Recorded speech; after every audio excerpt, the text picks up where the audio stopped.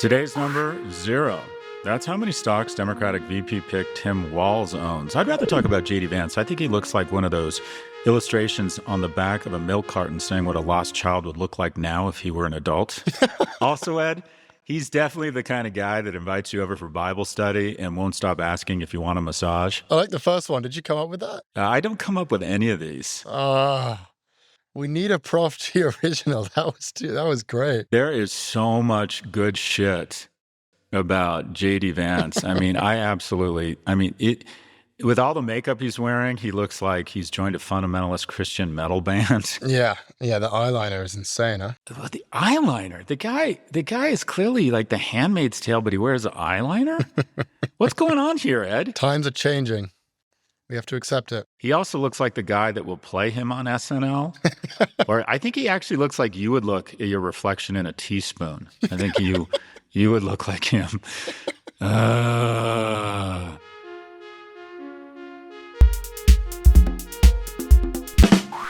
One more. Come on. He looks like a picture of one of those dogs you see on Instagram that's just been stung by a bee. Yeah. These are good. Should we get an update from Aspen? Anything interesting going on? Trying to think. My kids went to the rodeo last night. It was sort of a family thing, so I didn't do it. They went to the rodeo. We have some friends. We have all these friends. Aspen is like New York. Once people find you have a place there, they're like, hey, let's get together. It'd be great to catch up. When do you leave? Aren't you heading to California soon? Yeah, I head to Los Angeles this afternoon because I'm pitching this original scripted drama, and I have a bunch of meetings tomorrow, and I'll hang out at the Beverly Hills Hotel. Favorite hotel in the world? I'll go down to the pool and put on big black sunglasses and unlit cigarette in my mouth. And every woman who walks by me, I take my sunglasses down and I go, Jackie, marry me. I make you very happy woman. And nobody knows what I'm saying. That's actually Aristotle Onassis, what I thought he would have said to Jackie Onassis. Do you think anyone understands that or just wants to call security? No, I don't think anyone understands. I don't even understand, but it doesn't matter because I still find it funny because it's so strange. I love that. It's what I call one of those, so I'm super into hotels, and the Beverly Hills Hotel is what I call a Disney hotel. It has all these attractions. It has the Polo Lounge, which is this cool restaurant and bar. It has this thing called, is it called the Counter? Yeah, the diner, right? The diner. It has like the best breakfast diner. It has this great pool and then a great restaurant off the side of the pool. So everyone will come to you. You never need to leave. People love coming to the Beverly Hills Hotel. So I absolutely, I love it there. I feel like a producer in the 50s having an affair with, I don't know, a starlet or, one of the gaffers or something. It's great. Well, I'm excited for you. Thank you. Thanks for that. All right, get to the news. Let's start with our weekly review of market vitals. The S&P 500 was volatile, but recovered some of its Monday losses. The dollar stabilized after sliding to a 4-month low. Bitcoin rose, and the yield on 10-year treasuries climbed. Shifting to the headlines. Shopify reported second quarter sales and profit that beat expectations. Revenue projections for the third quarter were also higher than expected, and shares rose almost 18%. Airbnb revenue came in higher than expected, rising 11% year over year. Shares dropped the most in 2 years, however, after second quarter bookings fell below analyst expectations. The company also forecasted third quarter bookings will grow at their slowest pace since 2020. Disney's streaming unit posted a profit for the first time ever, and overall revenue increased 4%. Still, investors were spooked by a 6% drop in operating income for its theme parks in the US. The stock fell more than 4%. And finally, Elon Musk's X is suing a group of major advertisers for alleged violation of antitrust laws. The suit claims that a group of advertisers have been withholding ad dollars from X since Musk took over. X says this was a, quote, illegal boycott that cost the company billions of dollars. Scott, your thoughts, starting with the earnings from Shopify. Well, we had a really interesting interview with Mark Mahaney, who's the head of, I guess, internet research for Evercore. And Shopify, he said, had been overly punished. And then the next day, this happens. Revenue increased 21% and subscription revenue increased 27%. Subscription revenue is generally valued at a greater multiple than general revenue because it's stickier. Their profitability improved. Operating expenses decreased quarter over quarter, and free cash flow margin doubled from last year. So the gangster move here, the chocolate and peanut butter, is after a crazy amount of growth and investment in sort of the new economy, a lot of these CEOs have said, here's an idea, let's cut costs and see if we can maintain some growth. And if you can both cut costs Yeah. as Shopify has done, obviously above operating expenses decrease while maintaining some growth, which they did substantially. That is nitro and glycerin around earnings, and that is your earnings absolutely explode. Yeah, I think it's interesting also, we've seen all these recession fears that we've been talking about in the past week after we saw that big stock market drawdown. I feel like those fears have mostly been put to rest at this point, but people are still kind of talking about it. But if you were to make an argument today as to why we are not about to enter a recession or a recession is not coming, I think these earnings from Shopify would probably be Exhibit A. That's right. In your defense case. You've got one of the largest retail platforms in the world. It operates across every vertical. It works with tiny, small to medium-sized businesses, even to huge enterprises. It works with clients like Heinz and Mattel and Luxottica. It's across all of consumer, and this company is experiencing historic revenue growth. So I don't think it's a hot take for me to say I don't think recession is on the table. But if you do want to make that argument, I think Shopify's earnings are a good place to start. The only thing we haven't talked about that has been sort of a great, I don't know what the term is, a great gift with purchase or kind of makes the story that much sexier is that they have rolled out a number of AI-enabled tools for its merchants that help you better market, better allocate your capital, look at your data set. And that seems to have the market excited that these small and medium-sized companies now have access to these AI tools. So that was, part of the great story here. Feels like it's oversold.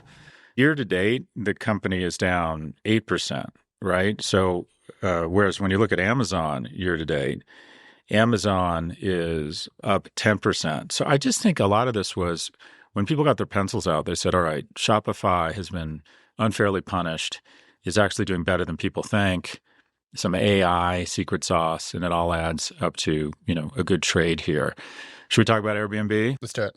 Your thoughts? You're a big shareholder, so. I am, although I paired a lot of my holdings. Profits fell 15% year on year, mostly due to higher income taxes, which is interesting. I wonder why they're paying higher income taxes. Q2 bookings only increased by 9% from a year earlier.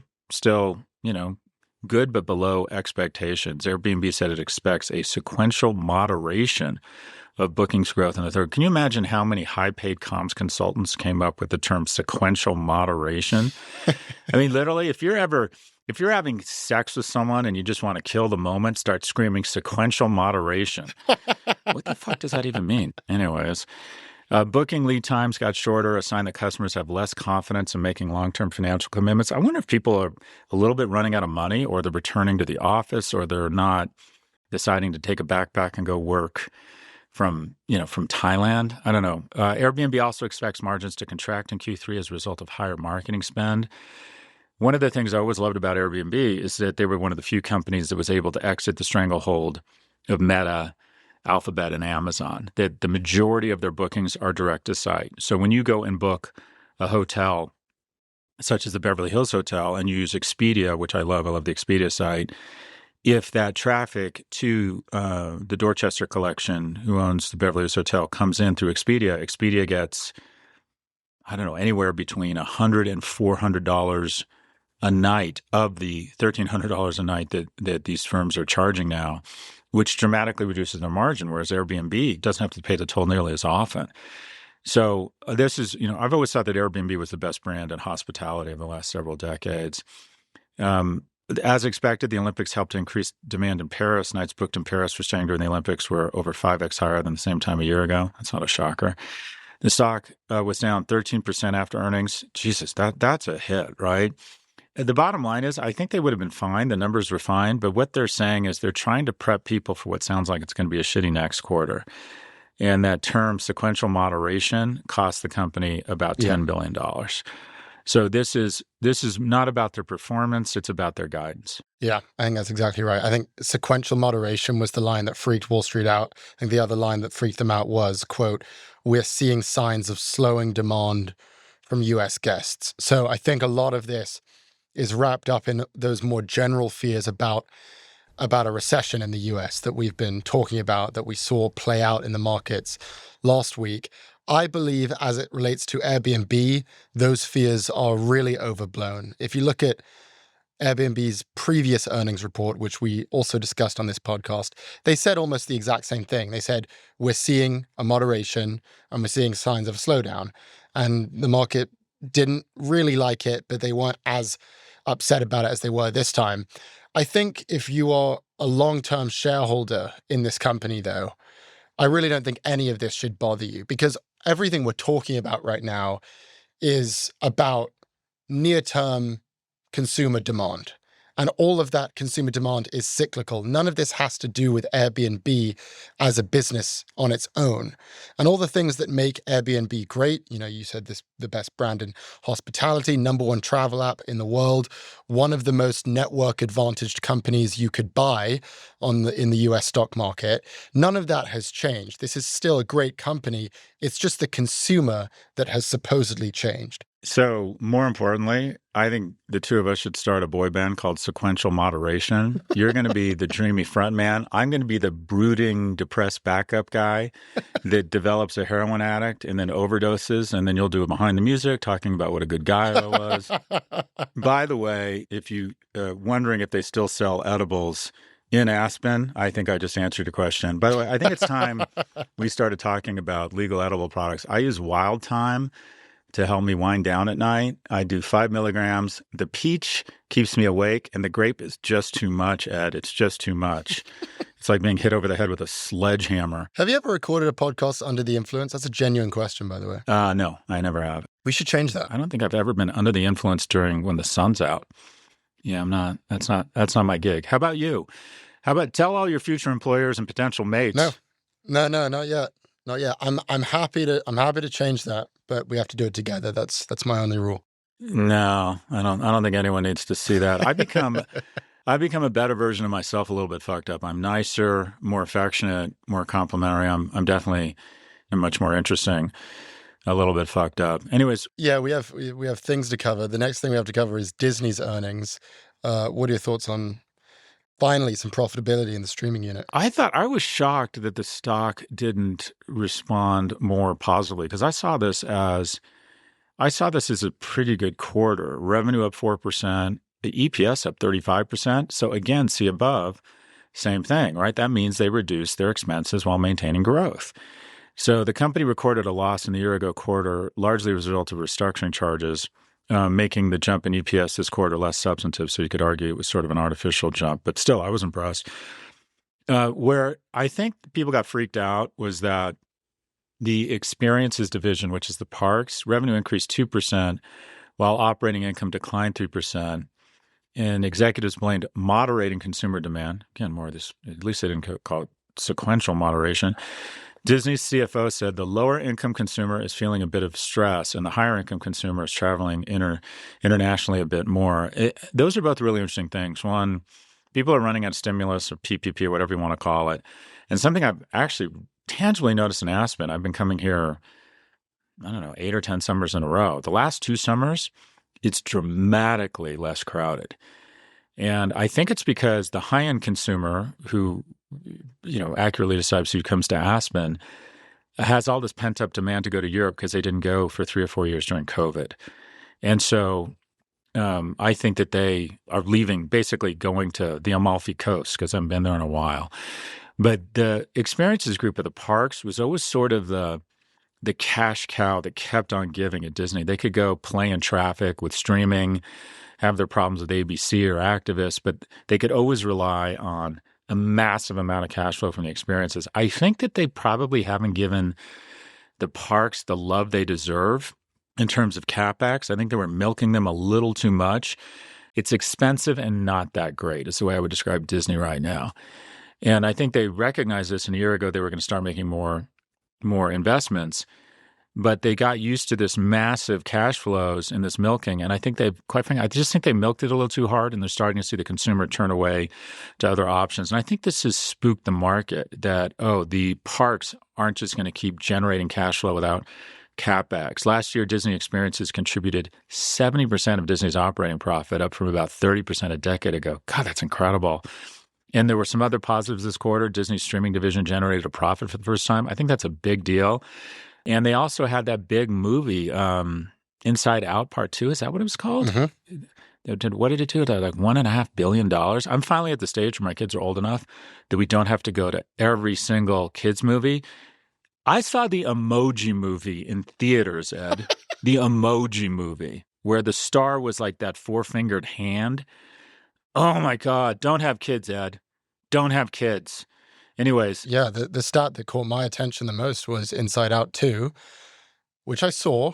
Very mediocre movie. You saw Inside Out 2? I saw it, yeah. Why would you choose to do that? You don't have to do that. Why would anyone choose to do that? That's what I realized after. Oh, wait, and you claim not to do edibles? There's no way you saw that sober. I kept on seeing it on my social media. It's saying it's the best Pixar movie of all time. It's incredible. It sucked. It was terrible. But everyone disagrees with me. Who did you go with? I obviously went with my girlfriend, and you're going to give me some... little night out. Yeah, there you go. That's what we do. A little dating hall of lame. Hey, sweetie, let's go to Inside Out 2. So let me just give you a little bit of heads up. Oh, no. Oh, my God. You get a few of those swings and a miss, but you can't repeatedly do that, or she's going to end up going out with an older guy who like takes her to St. Bart's, not to some lame fucking Pixar movie. Get it together, Ed. Yeah, we did the best of both worlds. We like to do it. We like to do both of them. But it sold $1.6 billion in tickets, which makes it the highest grossing animated film of all time. Amazing. That's just absurd to me. I can't wrap my head around that. And that's all I could focus on this earnings. I'm like, I don't really care if streaming's profitable now. I'm like, wow, $1.6 billion at the box office. Everyone was saying movie theaters were dead just a couple of years ago. And now they've come roaring back with, wait for it, Inside Out 2. So it's just incredible. Let's move on to X's lawsuit. I'm sure you have a lot of things to say. I saw your very good post on Threads.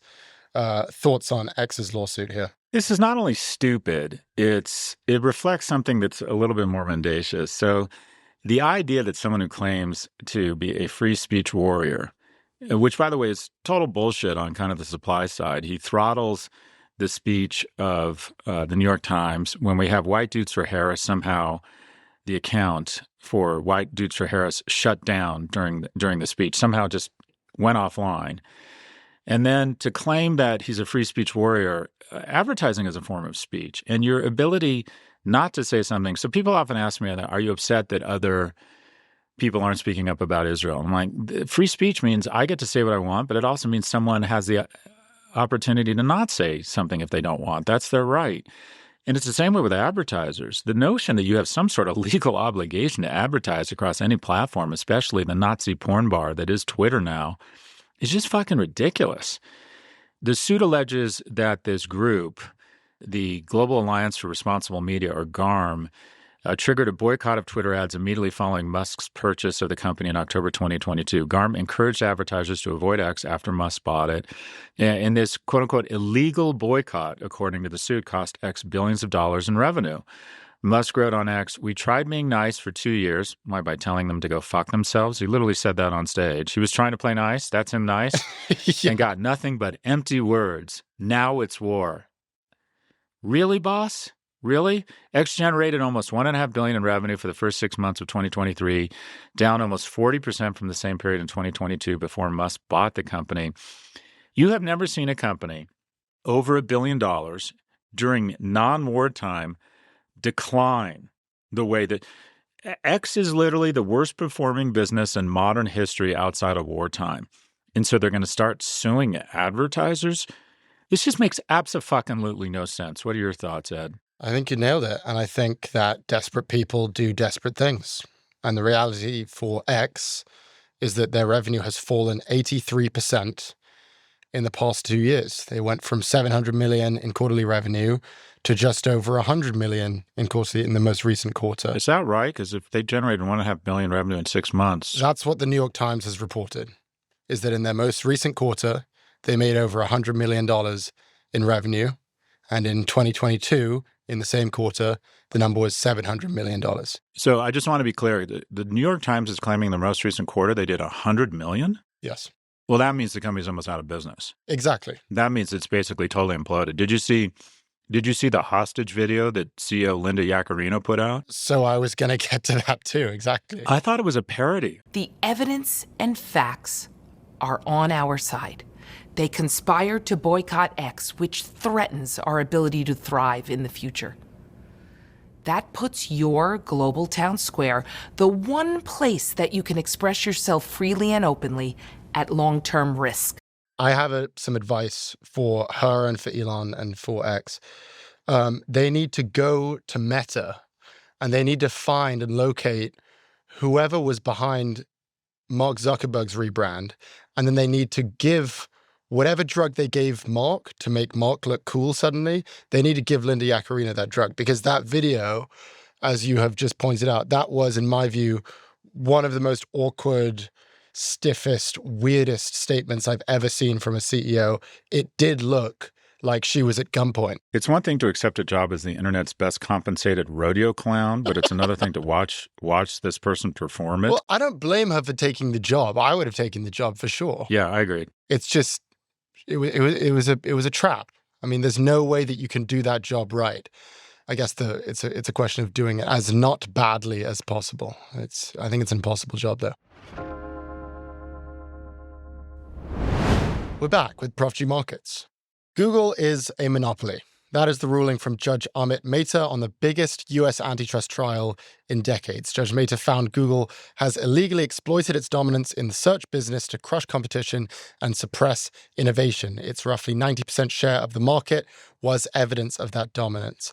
Here to help us break down the ruling and what it means for Google and the rest of big tech is Professor Rebecca Allensworth, Associate Dean for Research at Vanderbilt University Law School. Professor Allensworth, thank you very much for joining us. Thanks for having me. So let's just start with the background here. This is a ruling on a lawsuit brought against Google by the Department of Justice. What exactly were the DOJ's accusations in this lawsuit? Well, the DOJ claimed that Google monopolized the search market and the advertising market. And monopolization in the US requires two showings. One, that the company is indeed a monopolist. In other words, that it has monopoly power. That, as you said, was found here by virtue of Google's size in the search market and in a relevant advertising market. And then that's not enough, though. It's not enough to be a monopolist to violate the law. You have to have maintained or obtained that monopoly using some sort of exclusionary tactics. In this case, that was exclusive dealing contracts that Google has with Apple and Mozilla and in the Android ecosystem that essentially make it the default search engine on almost all mobile devices, and that kind of prevented any avenues for competitors to use to get to the kind of scale that they would need to build a better search engine that could actually compete with Google. So the idea is that Google kind of foreclosed its rivals from entry into the search market. We've been talking about antitrust for years now, Scott especially. The way I would describe the antitrust conversation is that it is just that, just a conversation. It's kind of all talk, very little action. Most big tech companies have not faced much substantive enforcement. Maybe that's about to change, but what's different about this lawsuit today versus all the other lawsuits we've covered in the past? Well, I guess I wouldn't argue that they're that different. So I think if you're talking about antitrust being all talk and no action, you're kind of having to go back to a time before 2020. So this suit was filed in 2020. It was at the end of the Trump administration. But largely this push for antitrust enforcement, especially against big tech companies, is associated with the Biden administration. And there's been a lot of action, so I wouldn't call it talk. If what you mean is actual decisions in these cases, it's true that this is the first of all the major monopolization cases to come to trial. These cases take a very long time to bring, and they always have. In fact, one of the most famous monopolization cases from more than a century ago, Standard Oil, also took 5 years. So part of the answer to your question is what's different about this one is that it's just the first to be decided. In fact, something very similar could happen in some of these pending monopolization cases. What do you think the potential remedies are? What happens now to Google to try and rectify the monopoly maintenance? Well, that is the big question, and nobody really knows. This judge has been very careful not to tip his hand about remedies. Some people have been very excited about the possibility of a breakup. I think that that's really, really unlikely in this case. Not only because breakups are sort of disfavored remedies and seen as a bit extreme. And I'll note that even though the decision that came down on Monday is a huge win for the government and a big loss for Google, it's also very careful. It's really not out there. It's very much couched in traditional antitrust terms. And so I would be very surprised to see this judge go for a remedy that would be seen as out there. The other reason why I think a breakup is unlikely is because there's not a natural or simple way in which you would break up this company to address the harms from this lawsuit. A different example would be the Facebook lawsuit. So there's a pending monopolization claim against Meta because Facebook acquired Instagram in 2012 and WhatsApp a couple years later. Well, it would seem like if that's monopolization, a natural remedy would be to force divestiture of these kind of independent properties. We don't really have that in the Google case. So anyway, that's a long way of saying I think that breakup is off the table. More likely, I think they'll enjoin the kinds of exclusive dealing contracts that were found to be unlawful here. That might result in a choice screen for us when it comes to using search. Choice screen meaning when you open up your phone, you're given an option, multiple different options of what browser you want to use, right? The devil's in the design details, right? Is this a choice screen that happens when you open up your phone, as you say? What is it a choice between? Is it a choice once and then it's the default forever? So these are all questions, I think, that will be raised in this next phase of litigation. But yes, put simply, I'm calling a choice screen some sort of moment where the user is able to decide this is the search engine that I want to use, be it Google or Bing or DuckDuckGo or some other product. I mean, I'm just thinking from a consumer preference standpoint, I wouldn't be surprised if they maintain that 93% share. It has an outstanding product. People are just sort of inclined to click on the Google logo. But it diminishes the power of Apple to extract exorbitant $20 billion a year by being the default. Could this end up being sort of a net neutral for Alphabet and hurting Apple a lot? So this is going to save, let's put it this way. This is going to save Google a lot of money because they're going to get potentially for free what they were having to pay a lot for, and that could hurt Apple. But I think viewing it in that sort of zero-sum way is maybe incorrect because I don't think revenue sharing is going to go away. So that $20 billion payment represents the revenue sharing agreement. I don't think that it's necessarily true that now that there won't be a default, that there, some sort of like exclusive default, that there won't be some sort of revenue sharing. For example, at trial, it was shown that Apple tried to negotiate for a less lucrative revenue sharing agreement if Google agreed it would not be exclusive. So in other words, if it opened up the possibility for Apple to also use, to push its own search product or maybe Bing or something, Google refused. Now maybe Google can't refuse that, and yet so that revenue sharing will go down. So I'm not sure it's net a total like $20 billion change of hands. There's also other dynamics in here that we need to put in play. So I totally agree that if I were now presently given a choice between DuckDuckGo, and in fact I am in a way given a choice between DuckDuckGo, Bing, and Google, I would pick Google. However, it would seem that 94% share is vulnerable in a world in which there's not this exclusive default. Otherwise, what was Google paying for?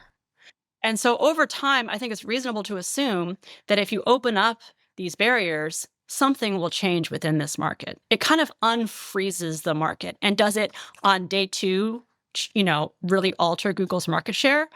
Maybe not right away. Does it make that market share more vulnerable? I think so.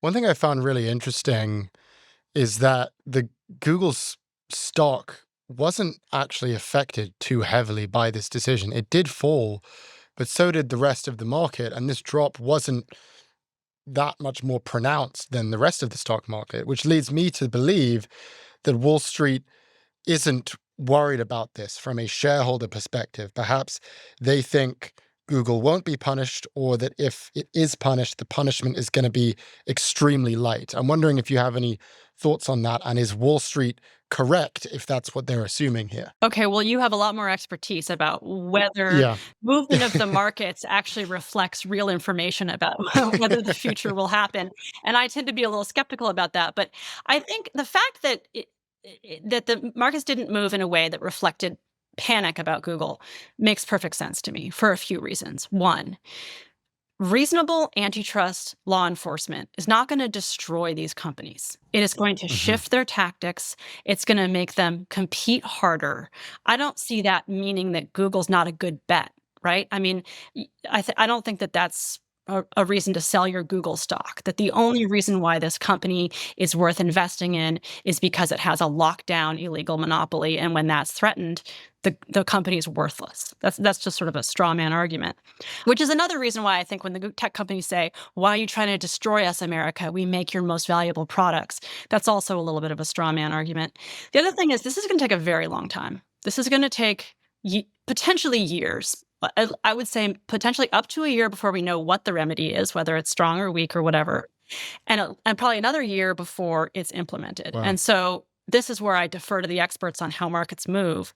But I think it would be strange to sell off in a scenario where you're worried about losing value 2 years from now. Yeah, that makes a lot of sense. And also, Google will appeal, right? Yeah, that's why it's going to take. So I think that we may have a decision on the question of remedy within a year, Yeah. but then the whole thing will be appealed. What do you think their argument would be if we were to try to steel man the other side of this?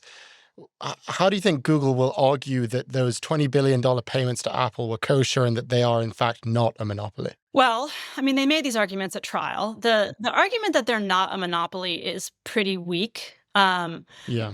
I think that they gave the government more of a run for its money on the question of what did these payments really represent. And they presented them as profit sharing. You know, we have an extremely valuable product. People love it. People use it a lot.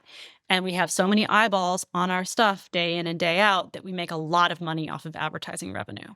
It's only natural that we would want to share that revenue through our distribution channels, you know, with our distribution partners like Apple. That was sort of the thrust of their argument. And the place where it fell apart was on the idea that, okay, fine, share it.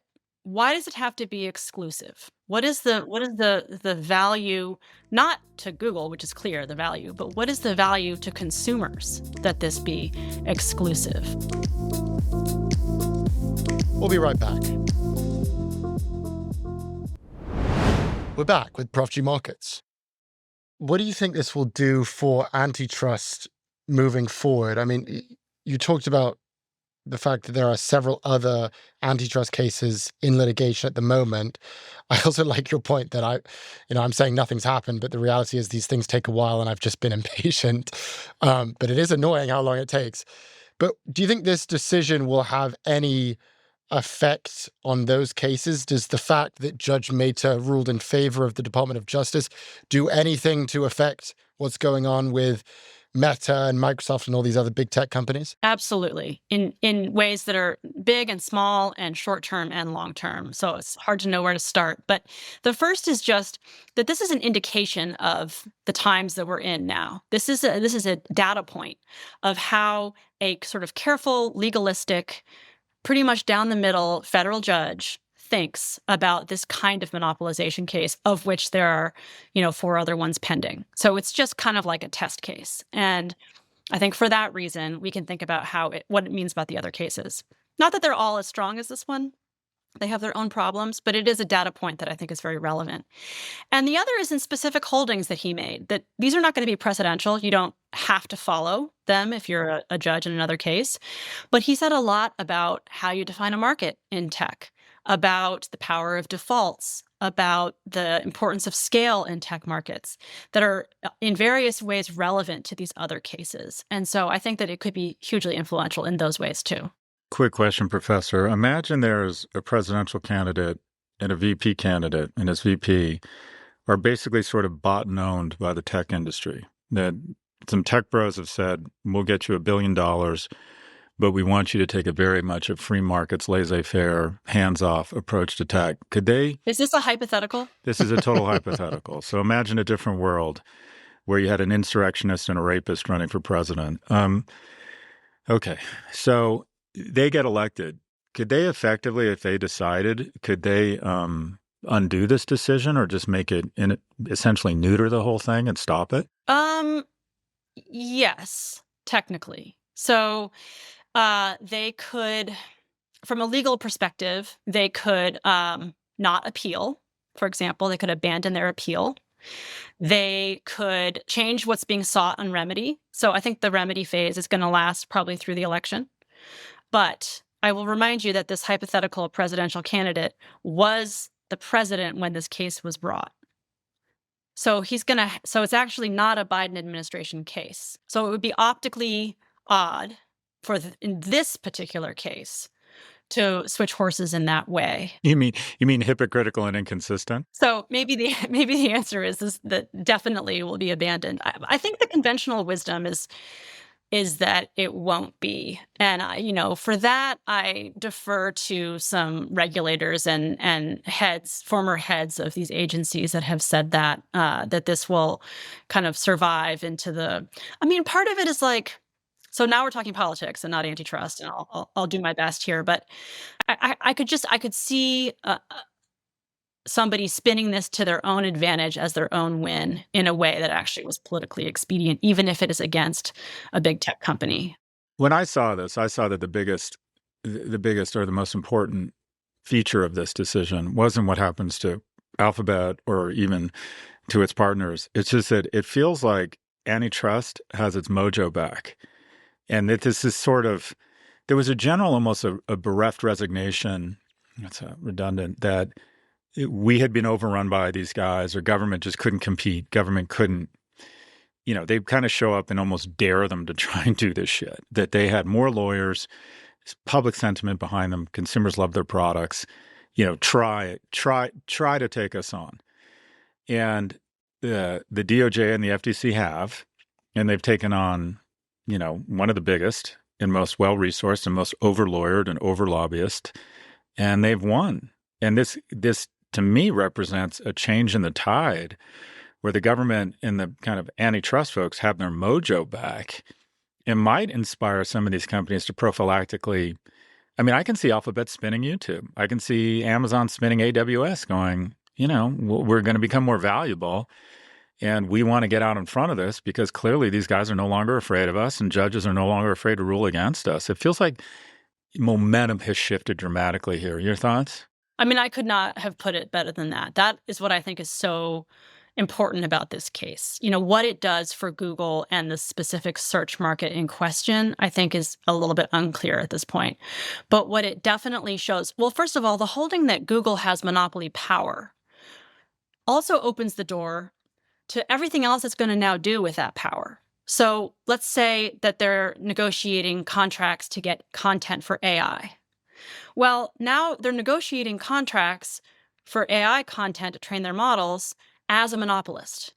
In America, that you're halfway to a monopolization verdict if you have that first half. So now they're going to have to be thinking about how exclusive are those contracts going to be. So even for Google, I think before we even get to remedy, it's meaningful. But I agree that the biggest important thing here is that, as you said, antitrust has its mojo back. And I don't think a change in administration can really change that. I take a long view. There was a big shift in the way that we did antitrust in the 70s. I think we're at the beginning of that same kind of shift in the other direction now. Professor, where do you stand on consumer harm? I feel like that's been one of the big arguments from big tech, that yes, they have these sort of monopolistic-esque practices, but ultimately they're delivering great products. Everyone still loves buying from Amazon because stuff is cheap, and people, as you said, would choose, if they were given the option, would probably choose Google over Bing and DuckDuckGo. Where do you stand on that side of the argument, that consumers aren't being harmed, so what's the problem? I think consumers are being harmed, and I think that's what the opinion says.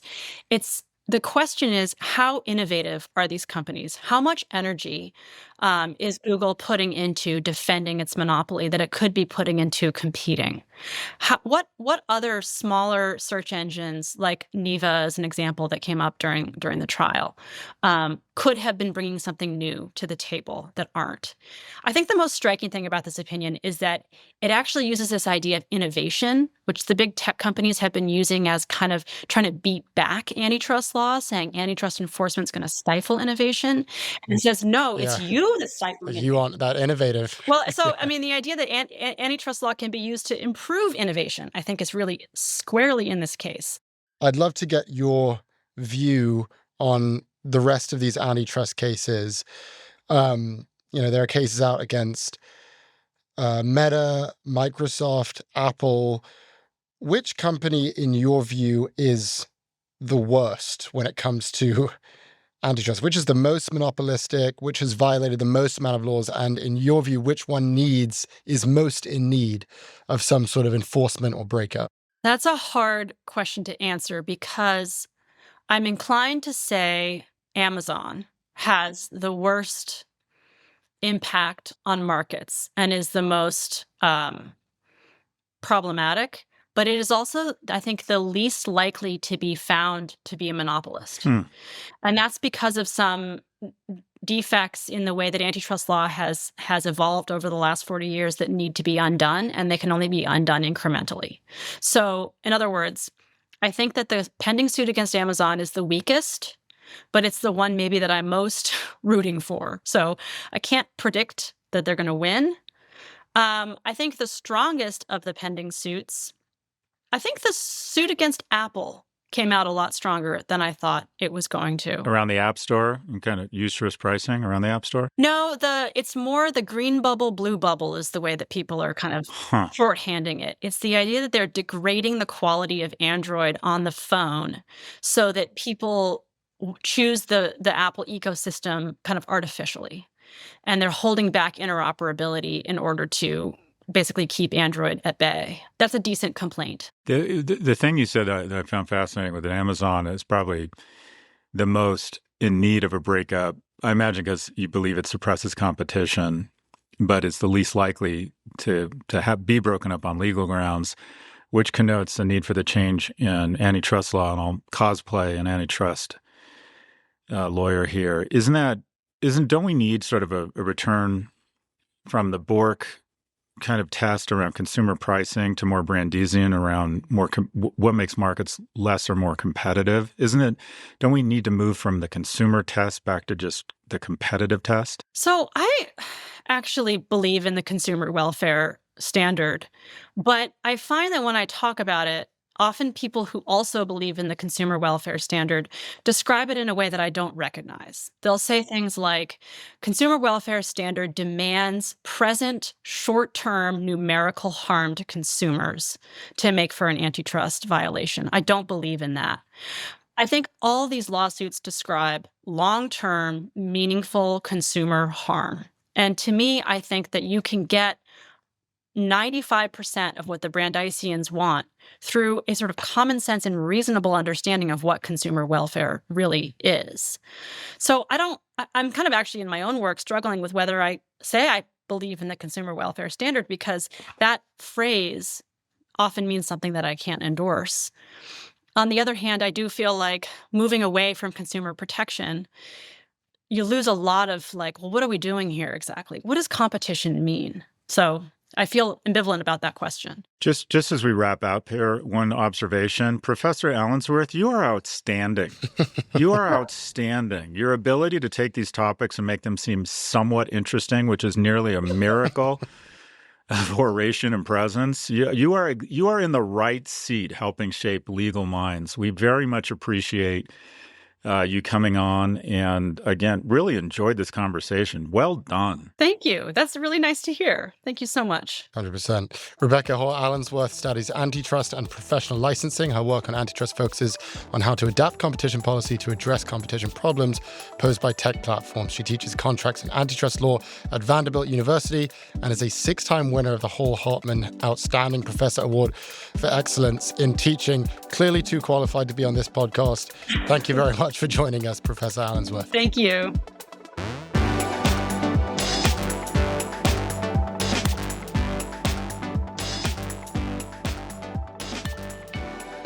Ed, what'd you think? Incredible. I loved all of her points. Right? Yeah. And by the way, she won the Best Teaching Award. Every graduate school has this. And she's won that 6 times. I would imagine the faculty at the Law School of Vanderbilt have between 100 and 200 profs. For her to win it 6 years, that means she's out. She's out. That is literally like being MVP or the MVP in a league 6 years in a row. That is so hard to accomplish. There was one guy who's done that at Stern, who we also have, Aswat Damodaran. I've been nominated a couple times for that award, Ed. I haven't yet to win it. What do you think you're doing wrong? Let's be honest. The reason I haven't won it is just simple jealousy. It's just that I got to be honest, that's an award I coveted. I think I've been nominated once or twice. You want to hear? Okay, this is my life. My department chair calls me and says, I've got great news. You won the Best Teaching Award. This is like 10 years ago. And he's like, we're so proud of you. This is such great news. I was so excited. I called a bunch of people, and then he calls me back and goes, oh, we fucked up. Glenn Oaken won it. Sorry about that. And I'm like, I just called pretty much everyone I know and told them I just won Best Prof. It's like the Steve Harvey Miss Universe blunder. This is terrible. This happens all the time. It happened to... happened at the Oscars, too. Yeah, and it happened to Paul Romer, who is an outstanding professor. Especially the dean of our university called him and told him he'd won the Nobel Prize, and it ended up he hadn't. But the good news about Professor Romer is he did eventually win the Nobel Prize. I have not. I'm still waiting, but... Yeah. That was similar to when I got an email about the Webby Awards. I thought that we had won a Webby, or that I had won a Webby, and it turns out that I had won an honorable mention for the Webby Award. Did not win the actual Webby. So that's the Webbies have adopted the same business model as Amazon. So if you write a book on and you put it on Amazon, slice it into so many categories. It'll be your number 7 in professors with erectile dysfunction who have a shaved head, who write books about the economy. Come to our dinner and spend $1,000 just to show up. Yeah, that's the Webby. Yeah, that's the Webbies. Is they just slice the cheese a million different ways to get people engaged. Anyways, you'll get there, Ed. Okay, let's take a look at the week ahead. We'll see the consumer price and producer price indices for July. We'll also see earnings from Home Depot, Walmart, and Alibaba. Scott, do you have a prediction for us? I would bet over the next couple of weeks, you're going to have a lot of very smart people at all of the big tech firms get in a room and say, okay, the jig is up. And these guys clearly have mojo now, are going to allocate more resources, more lawyers. And Judge Mehta has given permission to other judges to say, no, you're guilty of monopoly abuse. And I think some of them might decide to prophylactically stave off the wolves at the door here and break themselves up. I think you're going to, in the next 24 months, see a prophylactic spin of an AWS or a YouTube, because these guys are so smart. And also, I generally believe that it would increase shareholder value. So anyways, the prediction, you're going to see some spins that attempt to immunize them against antitrust. Thank you for watching this version of Prof G Markets. Check out our pod feed for office hours on Wednesday, and we'll be back with a fresh take on markets every Monday.